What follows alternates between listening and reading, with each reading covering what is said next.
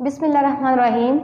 Assalamu alaikum dear student. This is Paradise College and welcome in class of Bio first year. Student आज हमने next organelle के बारे में discuss करना है, दैट इज़ द न्यूक्लियोलस। ये जो हमारा लेक्चर है ये पिछले ही लेक्चर का एक पार्ट है जो आज हम लोग डिस्कस करेंगे।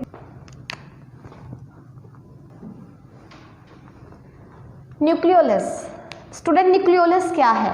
डार्क सा स्पॉट होता है जिसको हम लोग न्यूक्लियोलस का नाम देते हैं। स्टूडेंट, न्यूक्लियस को देखने के लिए हम लोग स्टेनिंग टेक्निक्स यूज़ करते हैं, उसको स्टेन करते हैं।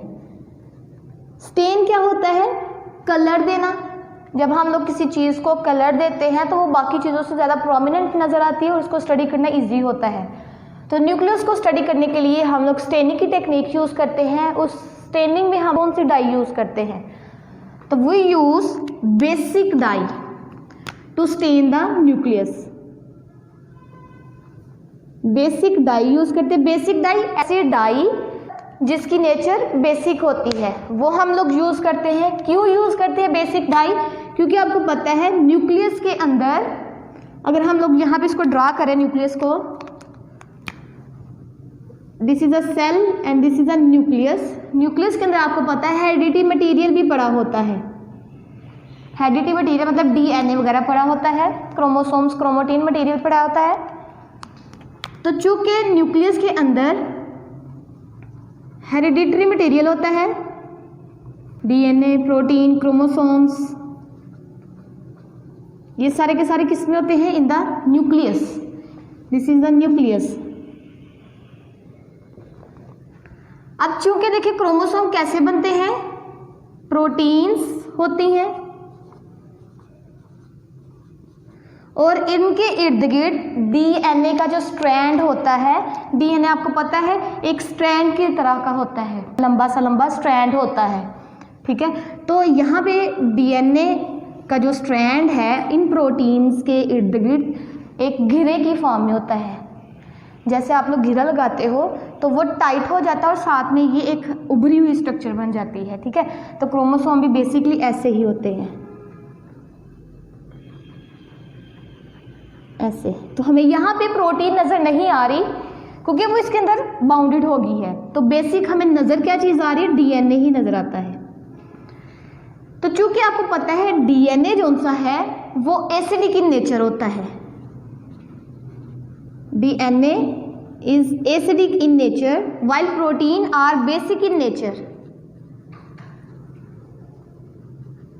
प्रोटीन जो सी हैं बेसिक नेचर की होती हैं और डीएनए एसिडिक नेचर का होता है। अब देखिए चूंकि प्रोटीन्स तो अंदर बाउंड हो गया, वो जाहिर ही नहीं हो रही। अब वाज़ह तौर पे क्या चीज़ है, कौन सी चीज़ जाहिर हो रही है? डीएनए जो कि एसिडिक है। अब चूंकि एसिडिक जोन से बेसिक को अपनी तरफ अट्रैक्ट करते हैं तो इसलिए हम लोग यहाँ पे बेसिक डाइज को यूज़ करते हैं। तो आपको पता चल गया यहाँ पे बेसिक डाइज क्यों यूज़ की गई है। डीएनए की एसिडिक नेचर की बेस पे हम लोग बेसिक डाइज को यूज़ करते हैं। ठीक है स्टूडेंट, कहते जब हम लोग न्यूक्लियस को स्टेन करते हैं तो हम जब उसको इलेक्ट्रॉन माइक्रोस्कोप के जरिए देखते हैं तो उसके अंदर हमें क्या चीज़ नज़र आती है? एक बड़ा सा धब्बा, स्पॉट नज़र आता है। बाकी भी न्यूक्लियस के पार्ट जो से वो स्टेन होते हैं, लेकिन जो यहाँ पे धब्बा सा होगा वो ज़्यादा स्टेन होता है, वो ज़्यादा डार्कर होता है। तो इस धब्बे को भी हम लोग नाम देते हैं, इस स्पॉट को हम लोग न्यूक्लियोलस का नाम देते हैं। न्यूक्लियोलस क्या है? It is a dark spot that is present within the nucleus. तो न्यूक्लियस को हम लोग डिफाइन कैसे करेंगे? Dark spot present within the nucleus. जो न्यूक्लियस के अंदर प्रेजेंट है एक डार्क सा स्पॉट, उसको हम लोग न्यूक्लियोलस का नाम देते हैं। स्टूडेंट, अब ये जो डार्क स्पॉट होता है इसके इर्द गिर्द मेम्ब्रेन नहीं होती। It is a non membranosus. It is a non membranosus, इसके इर्द गिर्द मेम्ब्रेन नहीं होती। ये जो पॉइंट है बहुत दफ़ा आपसे एमसीक्यूज में पूछा जाता है। तो एमसीक्यू के लिहाज से ये बहुत ज़्यादा इंपॉर्टेंट है कि सेल के अंदर कौन सी ऑर्गेनेली हैं जिनके इर्द गिर्द मेम्ब्रेन नहीं होती। एक हमने लास्ट टाइम लेक्चर में डिस्कस किया था राइबोसोम्स, और सेकंड वाली जो सी है that is the nucleolus. Clear हो गया? तो ये नॉन मेम्ब्रेनस ऑर्गेनेल होती हैं। जो न्यूक्लियोलस है इसका जो नंबर है हर सेल में क्या सेम होता है? ऐसा नहीं होता, इसका नंबर वेरी करता है, डिफरेंट होता है। कुछ सेल्स के अंदर ये एक भी होता है और कुछ सेल में मोर देन 1, एक से ज्यादा भी होते हैं, लेकिन मोस्टली एक इसका नंबर होता है न्यूक्लियस के अंदर। नेक्स्ट देखें तो कहते हैं न्यूक्लियोलस जो सा है it consist of 2 main parts. Nucleolus के 2 मेन पार्ट होते हैं, 2 मेन पार्ट्स। एक पार्ट को हम लोग नाम देते हैं पेरिफेरल ग्रैनुलर एरिया और दूसरे को नाम देते हैं हम लोग सेंट्रल फिब्रल एरिया। तो इसके 2 पार्ट्स होते हैं, एक होता है पेरिफेरल ग्रैनुलर एरिया और दूसरा जो उसका पार्ट होता है that is central fibrillar area. Student इनके नाम ही शो कर रहे हैं कि ये कहाँ कहाँ पे प्रेजेंट होते हैं ये वाले एरियाज। अगर हम लोग इसको न्यूक्लियोलस को यहाँ पे ड्रा करें, इसका सबसे पहला हम लोग ये वाला पार्ट है, देन उसके अंदर ये वाला है। ये एक न्यूक्लियोलस की स्ट्रक्चर है। अब पेरिफेरल किसे कहते हैं? किनारों वाला, एजेस जोन से होते हैं। तो this is the peripheral granular area. ठीक है, किनारों पे है इसलिए हमने इसको पेरिफेरल का वर्ड यूज किया है। अब इसको ग्रैनुलर एरिया क्यों कहा गया? ग्रैनुलर किसे कहते हैं? दाने नमा जो स्ट्रक्चर्स होती हैं दाने की तरह। ठीक है, तो चूंकि इस एरिया पे किनारों पे हमें बहुत ज़्यादा ग्रैन्यूल्स नज़र आते हैं। ग्रैनुलर एरिया में क्या होता है? ग्रैन्यूल्स पाए जाते हैं जो कि राइबोसोमल सब यूनिट के प्रिकर्सर्स होते हैं। प्रिकर्सर मतलब उनको बनाने वाले होते हैं। नेक्स्ट है ये जो सेंट्रल एरिया है, यहाँ पे आपको धागे की तरह की पतली पतली सी स्ट्रक्चर्स नज़र आ रही हैं, थिन सी। तो इनको हम लोग नाम देते हैं क्योंकि ये सेंटर में मौजूद है, सो डैट इट इज का सेंट्रल फिब्रल एरिया। क्लियर हो गया स्टूडेंट? क्यों इसको सेंटर कहा? क्योंकि ये सेंटर में है। फिब्रल मतलब फाइबर्स की तरह, फाइबर मतलब धागे, thread like, fibres thread like, धागों की तरह के ये होते हैं। तो बेसिकली साइड्स पे, किनारों पे ग्रैन्यूल्स पाए जाते हैं, दाने से पाए जाते हैं जो राइबोसोमल सब यूनिट बनाते हैं। सेंटर में हमें थ्रेड लाइक स्ट्रक्चर्स नजर आती हैं, इसलिए हम लोग सेंट्रल एरिया को सेंट्रल फिब्रल एरिया का नाम देते हैं। अब स्टूडेंट ये थ्रेड लाइक स्ट्रक्चर्स क्या हैं? ये क्या चीज़ें हैं? दीज आर RNA, कुछ अमाउंट जो सी RNA की होती है और कुछ rDNA, ये इसके अंदर पाए जाते हैं। अब rDNA क्या है? DNA का वो पार्ट जो क्या करता है? rRNA बनाता है, राइबोसोमल RNA, क्योंकि राइबोसोमल RNA नहीं, आगे राइबोसोम्स बनाने हैं। ठीक है, तो यहाँ पे फिर rDNA हम लोग मेंशन करते हैं कि DNA का वो पार्ट जिसने rRNA में चेंज होना होता है, वो मोस्टली हमें यहाँ पे नज़र आता है। ठीक है, तो इस तरह फिर ये इसकी हम लोग ने इसके पार्ट्स का जिक्र किया है कि पेरिफेरल एरिया होता है इसका और सेंट्रल एरिया होता है। पेरिफेरल में ग्रैन्यूल्स होते हैं जबकि सेंटर में RNA और DNA वगैरह पाए जाते हैं।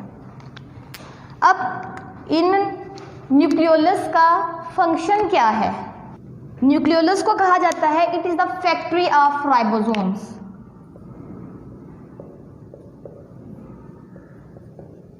राइबोसोम्स की ये फैक्ट्री होती है। फैक्ट्री मतलब यहाँ पे राइबोसोम्स बनते हैं। फिर यहाँ पे राइबोसोम क्यों बनते हैं? क्योंकि राइबोसोम को बनाने वाला राइबोसोमल RNA यहाँ पे पाया जाता है। ठीक है, तो जो राइबोसोम को बना रहा होता है, तो चूंकि rRNA यहाँ पे प्रेजेंट है, so it is involve in the formation of ribosomes. तो राइबोसोम यहाँ पे बनते हैं। जब यहाँ पे बन जाते हैं, असेंबल हो जाते हैं, असेंबल मतलब जुड़ जाते हैं, उसके यूनिट जोन से मिल जाते हैं, कंप्लीट बन जाते हैं, फिर उसको एक्सपोर्ट कर दिया जाता है। एक्सपोर्ट मतलब निकाल दिया जाता है न्यूक्लियस से, किसकी तरफ? साइटोप्लाज्म की तरफ, क्योंकि आपको पता है इससे जाके अटैच होना होता है एंडोप्लाज्मिक रेटिकुलम के साथ, और फिर रफ एंडोप्लाज्मिक रेटिकुलम बनाते हैं। तो एक्सपोर्ट हो जाता है साइटोप्लाज्म में, इसको भेज दिया जाता है किसके जरिए? विद द हेल्प ऑफ, किसके जरिए इसको भेजा जाता है? With the help of nuclear pore, जो लास्ट लेक्चर में अभी हमने डिस्कस किया है। न्यूक्लियर पोर्स के सुराख होते हैं न्यूक्लियर की मेम्ब्रेन में, उसके ज़रिए ये कौन से है राइबोसोम्स, ये न्यूक्लियस से बाहर निकल जाते हैं। यहाँ पे देखिए ये पोर्स हैं, इसके ज़रिए राइबोसोम्स जो बने हैं वो बाहर साइटोप्लाज्म में चले जाते हैं। तो इस तरह इसको एक्सपोर्ट कर दिया जाता है। तो फंक्शन क्या है कि राइबोसोम्स को बनाते हैं। ठीक है, ये आपका बहुत ज़्यादा इंपॉर्टेंट MCQs होता है कि राइबोसोम्स की फैक्ट्री कौन सी है? That is the nucleolus. और राइबोसोम आगे फर्दर क्या करते हैं? प्रोटीन बनाते हैं। तो प्रोटीन्स की फैक्ट्री फिर राइबोसोम्स होती है। यहाँ पे देखें ज़रा, राइबोसोम्स की फैक्ट्री न्यूक्लियोलस होता है और प्रोटीन्स की फैक्ट्री राइबोसोम्स होती हैं। कि राइबोसोम्स से प्रोटीन बनाते हैं और राइबोसोम्स को कौन बनाते हैं? न्यूक्लियोलस बनाते हैं। ये आपसे MCQs में पूछा जाता है। तो ये था न्यूक्लियोलस के बारे में। स्टूडेंट, हम लोग क्या डिस्कस कर रहे हैं? न्यूक्लियस के बारे में पढ़ रहे हैं कि न्यूक्लियस मेन पार्ट कौन कौन से हैं। ठीक है, लास्ट हमने पीछे पढ़ा था कि उसके बेसिकली 4 मेन पार्ट है। फर्स्ट वन न्यूक्लियर मेम्ब्रेन था, फिर न्यूक्लियोप्लाज्म था, फिर न्यूक्लियोलस था, और आज जो लास्ट वाला है क्रोमोसोम, उसको देखते हैं। उसकी तरफ चलते हैं थोड़ा सा। क्रोमोसोम्स, क्रोमोसोम्स क्या हैं? These are also structures that are present within the nucleus. ऐसी स्ट्रक्चर्स हैं जो न्यूक्लियस के अंदर पाई जाती हैं। क्रोमो एंड सोम्स, क्रोमो मतलब कलर एंड सोम्स मतलब बॉडीज। ये भी ऐसी स्ट्रक्चर या ऐसी बॉडीज होती हैं जो डार्क कलर की होती हैं। They are also dark in colour. जब हम लोग इनको कलर करते हैं न्यूक्लियस को, तो इनका कलर भी डार्क होता है। तो so that we can say these structures are chromosomes, क्योंकि यहाँ पे कलर होता है, इनका डार्क कलर की होती हैं ये। तो हम लोग फिर इनको कलर्ड बॉडीज भी कहते हैं या क्रोमोसोम्स का नाम भी देते हैं। क्रोमोसोम बेसिकली कब विजिबल होते हैं? लास्ट लेक्चर में डिस्कस किया है। अभी विजिबल कब नजर आता है ये हमें? जब सेल डिवाइड कर रहा होता है, एट डिवाइडिंग स्टेज।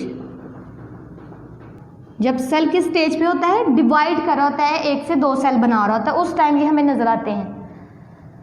और इनविजिबल कब होते हैं? जब सेल एट रेस्ट होता है, रेस्ट पोजीशन पे, या कहते हैं जब सेल डिवाइड नहीं कर रहा होता, नॉन डिवाइडिंग स्टेज।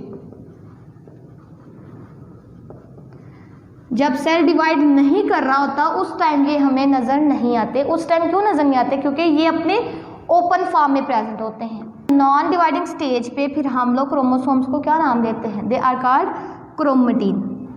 क्रोमेटिन, ठीक है। क्रोमोसोम क्या है? ये हेरिडिटी मटेरियल है जिसके अंदर DNA और प्रोटीन पाया जाता है। ये आगे हम लोग इसको स्ट्रक्चर में डिस्कस करते हैं। क्रोमेटिन फिर हम लोग इस क्या कहते हैं?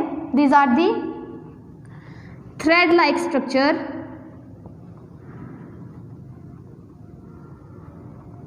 that are present within the nucleus when cell is at non dividing stage। जब सेल नॉन डिवाइडिंग स्टेज पे होता है तब जो हेरिडिटी मटेरियल होता है वो क्रोमेटिन की फॉर्म में होता है। और क्रोमेटिन क्या है? थ्रेड लाइक स्ट्रक्चर्स होती है जो न्यूक्लियस के अंदर पाई जाती हैं। They are open in configuration, ठीक है। जो इनकी स्ट्रक्चर होती है वो ओपनली होती हैं, ऐसे ऐसे ये पाई जाती हैं। लेकिन जो ही सेल डिवाइडिंग स्टेज पे आ जाता है, सेल 1 से 2 सेल बनाने की कोशिश करता है, देन फिर क्या होता है? ये जो क्रोमेटिन है ये अरेंज होना शुरू हो जाते हैं, ठीक है। मतलब ये एक था क्रोमेटिन में थ्रेड लाइक, फिर दूसरा ये इस तरह आते जाते हैं, फिर इस तरह और इस तरह एक स्ट्रक्चर सी बना देते हैं। और ये देखें थिक सी है, ठीक है, इनकी निस्बत ये थिक होती है, और जो ये न्यू स्ट्रक्चर बनी है उसको हम लोग क्रोमोसोम का नाम देते हैं। फिर हम लोग क्रोमोसोम को डिफाइन कैसे करेंगे?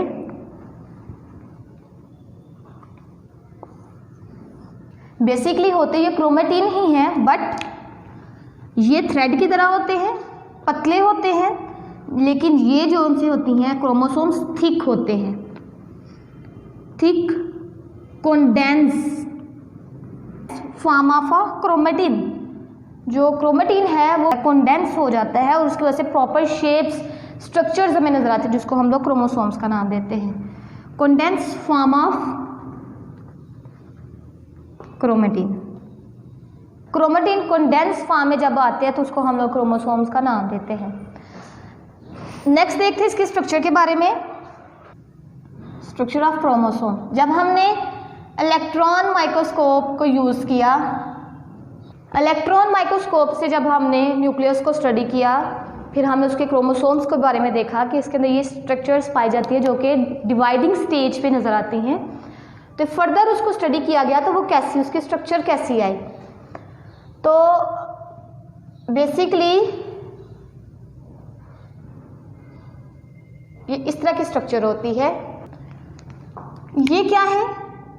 दीज आर दी आर्म्स,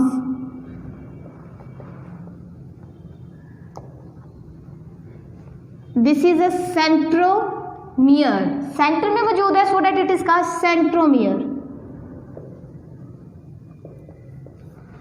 तो आर्म्स क्या है? These are the structures that are attach with centromere. Arms कौन सी हैं?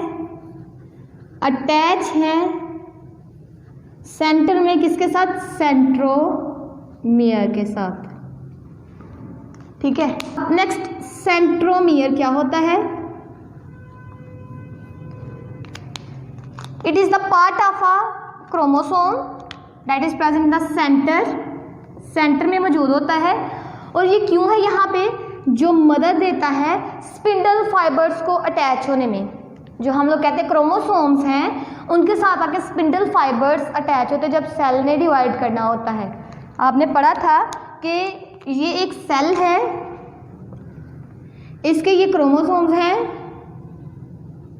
इन्होंने एक दूसरे से सेपरेट होना है तो स्पिंडल फाइबर्स अटैच होती हैं। सेंट्रियोल था, वहां से स्पिंडल फाइबर्स निकलती थी, ये स्पिंडल फाइबर्स निकलती थी। अब ये जो स्पिंडल फाइबर्स हैं वो किस पे आके अटैच होती है? क्रोमोसोम के कौन से रीजन पे, कौन से पार्ट पे? They are attach at the centromere. It provides site for the attachment of spindle fibres. Centromere के साथ ही आके स्पिंडल फाइबर क्यों अटैच होती हैं? क्योंकि सेंट्रोमियर पे स्पेशल टाइप की प्रोटीन पाई जाती है, that is called the kinetochore.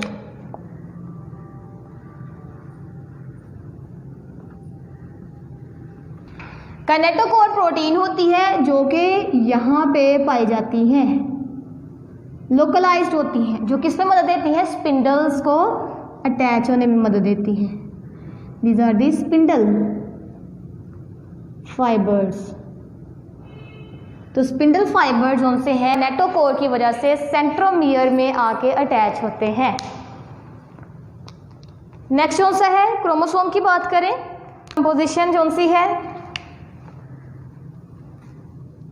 Composition की बात करें तो ये डीएनए और प्रोटीन से मिलकर बनता है। प्रोटीन जो सी है हिस्टोन होती है, हिस्टोन प्रोटीन है जो कि क्रोमोसोम को बनाने में मदद दे रही होती हैं। हिस्टोन प्रोटीन जो सी है ऑक्टोमर की फॉर्म में प्रेजेंट होती हैं।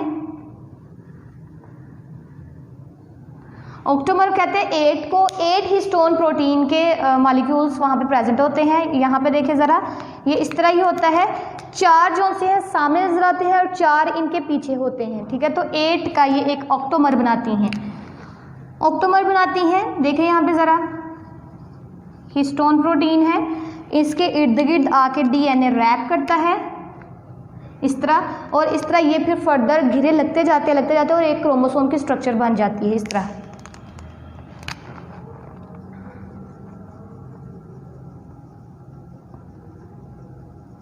इस तरह एक क्रोमोसोम की स्ट्रक्चर बनती है। तो कैसे बनी है?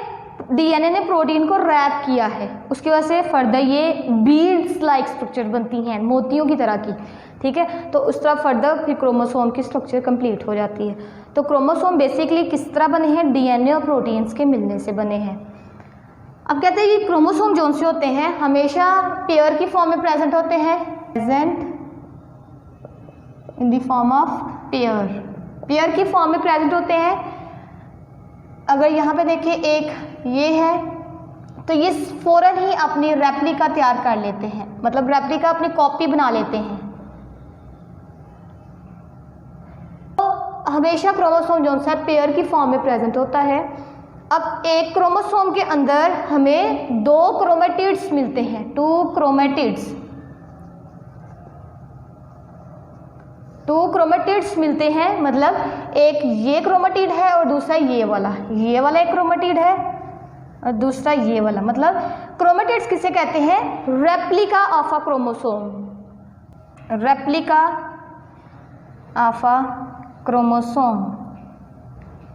रेप्लिका कहते हैं एग्जैक्ट कॉपी, क्रोमोसोम की एग्जैक्ट कॉपी को हम लोग रेप्लिका का नाम देते हैं। अब हमने क्रोमोसोम को 2 क्रोमेटिड्स क्यों कहा है कि एक क्रोमोसोम के पेयर में 2 क्रोमेटिड्स क्या होते हैं, क्योंकि अब हमें नहीं पता इसमें से ओरिजिनल क्रोमोसोम कौन सा है, इसकी कॉपी कौन सी है। तो फिर हम लोग कहते हैं कि एक क्रोमोसोम के अंदर 2 क्रोमेटिड्स पाए जाते हैं।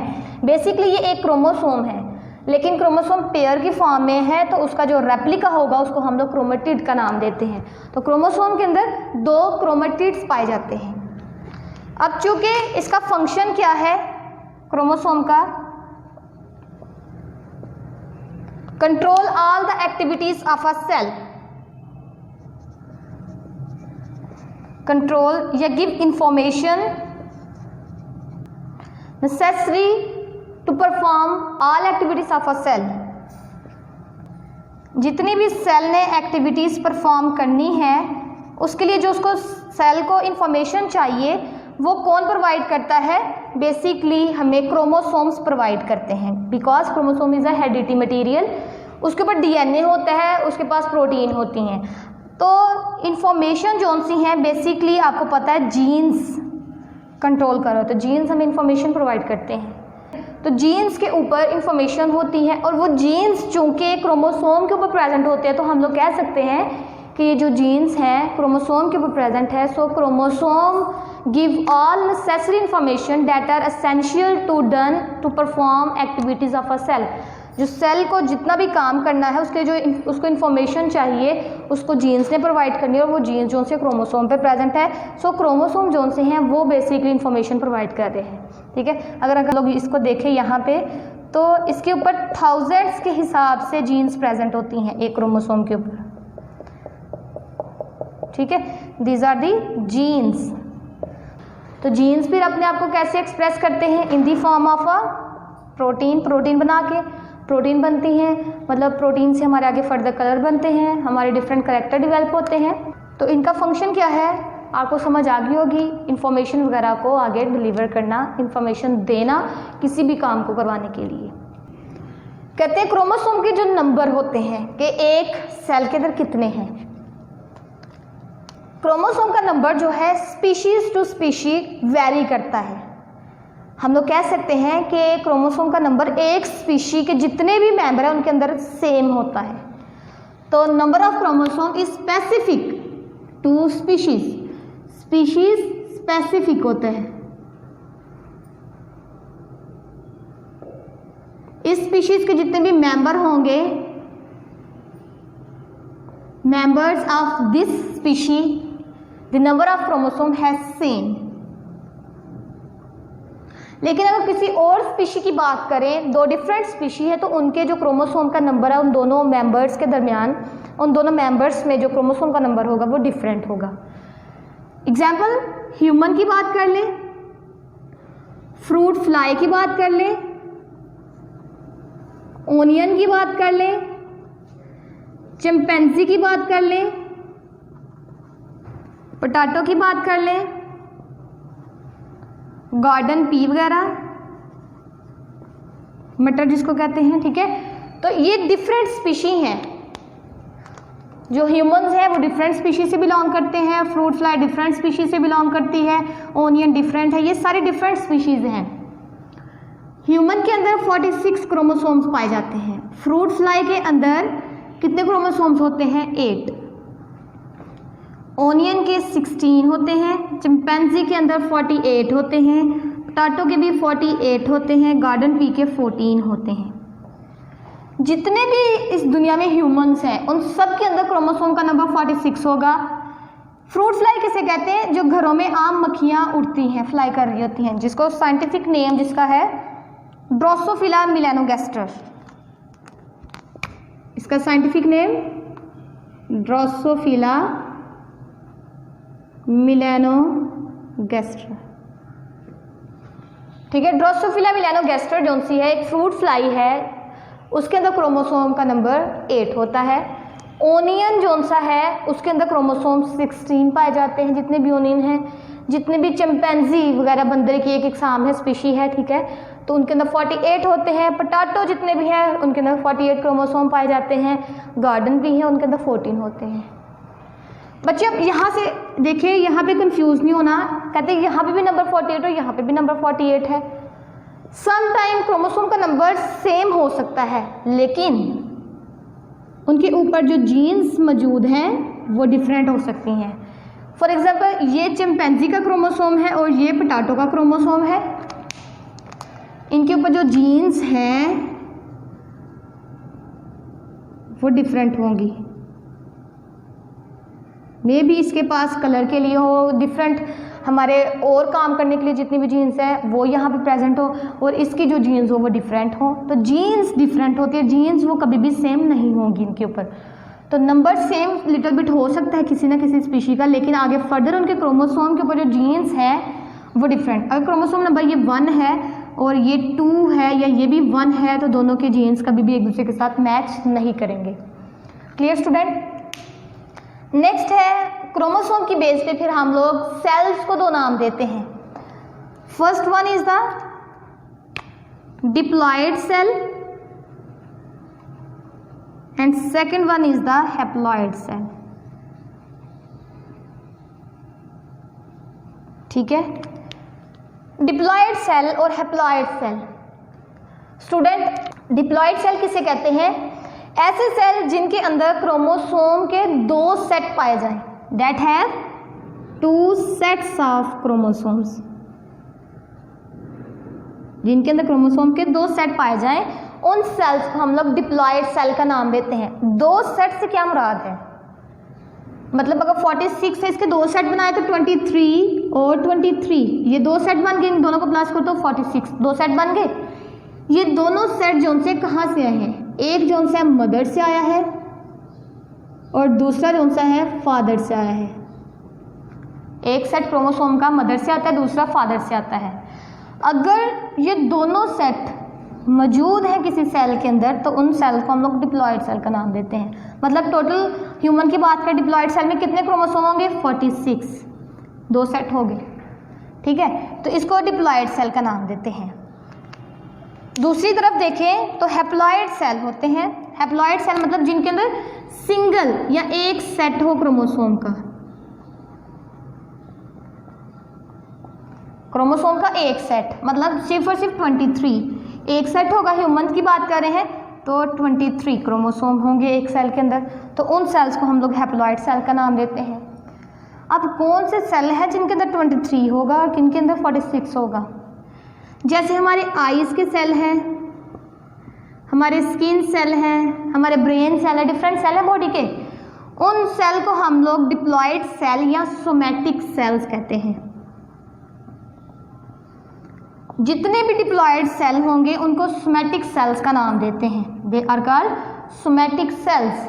तो सोमैटिक सेल्स में हमेशा 2n होगा, मतलब क्रोमोसोम का 2 सेट होंगे। जबकि जो जर्म सेल्स होते हैं, जर्म सेल्स मतलब एग वगैरह, स्पर्म वगैरह, इनके अंदर क्रोमोसोम का हाफ सेट होता है, हाफ नंबर होते हैं। मतलब इनके अंदर 23 क्रोमोसोम्स पाए जाते हैं, सिंगल सेट होता है। ठीक है, तो हमेशा एग और स्पर्म को हम लोग जर्म सेल या हैप्लॉयड सेल्स कहते हैं। क्यों कहते हैं? क्योंकि इनके अंदर 23 होते हैं। 23 क्यों इनके अंदर होते हैं? अगर इनके अंदर भी 46 होते और जब ये दोनों फ्यूज़ करते तो 46 और 46 बहुत ज़्यादा, तो इस तरह जो नंबर है कांस्टेंट तो ना रहता क्रोमोसोम का नेक्स्ट जनरेशन में जो न्यू एम्ब्रियो बनना था। 46 और 46 92, फिर इस तरह 92 क्रोमोसोम होते जो न्यू बेबी बनना था उसके अंदर। तो कांस्टेंट क्रोमोसोम का नंबर कांस्टेंट रखने के लिए इनके अंदर फिर क्या किया जाता है, क्रोमोसोम का नंबर हाफ रखा जाता है। इनके अंदर 2 दफ़ा माइटोटिक डिवीजन होती है, सेपरेशन का प्रोसेस होता है। तो फिर क्या किया जाता है, इनके अंदर 23 क्रोमोसोम होते हैं, स्पर्म के अंदर भी 23 क्रोमोसोम होते हैं। जब ये फ्यूज़ करते हैं तो इसके रिजल्ट में हमारे पास 46 क्रोमोसोम बनते हैं। ठीक है, तो इसके रिजल्ट में हमारे पास 46 क्रोमोसोम बनते हैं। तो इस तरह इनके अंदर क्रोमोसोम का नंबर सिंगल सेट होता है, हाफ रखा जाता है टोटल से। समझ आ गई है स्टूडेंट? तो सोमैटिक सेल जितने भी होंगे दे आर डिप्लॉयड, मतलब उनके अंदर कंप्लीट सेट होता है क्रोमोसोम का, 2 सेट होते हैं। जबकि जितने भी हैप्लॉयड सेल हैं उनके अंदर क्रोमोसोम का नंबर हाफ होता है, मतलब 1 सेट उनके अंदर होता है। क्यों होता है? ताकि उनके अंदर इन्होंने आगे जाके न्यू ऑर्गेनिज्म की फॉर्मेशन करनी होती है। अगर न्यू ऑर्गेनिज्म की फॉर्मेशन करनी है तो उसके अंदर क्रोमोसोम का नंबर कांस्टेंट रखना है।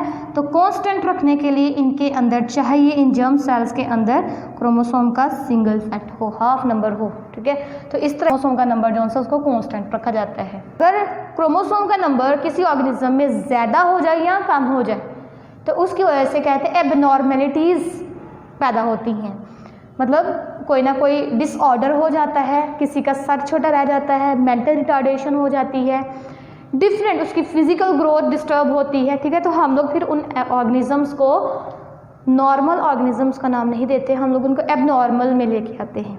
ठीक है, तो नॉर्मल कंडीशंस को मेंटेन करने के लिए क्रोमोसोम का नंबर जो है वो कांस्टेंट होना ज़रूरी होता है, वो सेम होना चाहिए। ठीक है, अगर ज़्यादा या कम हो जाएगा तो वो इंडिविजुअल के लिए प्रॉब्लम क्रिएट करता है। तो ये था आजकल हमारा लेक्चर जो क्रोमोसोम्स के रिलेटेड था। ठीक है, आई होप आप लोगों ने इसको अंडरस्टैंड किया होगा। आज के लिए काफ़ी है, नेक्स्ट टॉपिक हम लोग अपने नेक्स्ट लेक्चर में स्टडी करेंगे। ओके स्टूडेंट, अल्लाह हाफिज़।